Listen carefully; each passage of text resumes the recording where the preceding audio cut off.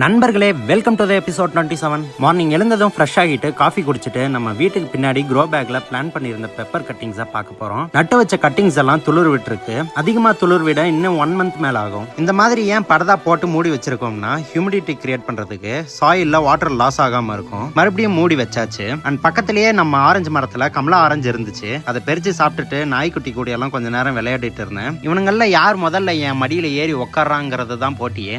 நம்ம வீட்டு முன்னாடி வளர்த்துற கிளாடியோலஸ் பிளான்ட்டோட ஃப்ளவர் எல்லாம் பூத்து முடிஞ்சிருச்சு. அண்ட் அதோட தண்டெல்லாம் ட்ரையா இருந்துச்சு.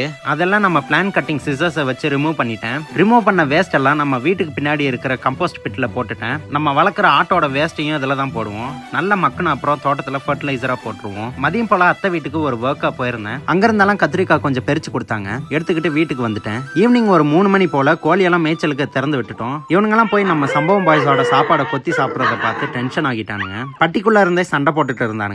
அவ்வளவுதான் கைஸ். அடுத்த எபிசோட்ல இந்த சீசன்ல என்னென்ன பூ நம்ம வீடை சுத்தி பூத்திருக்குன்னு அடுத்த எபிசோட்ல பார்ப்போம். பாய்.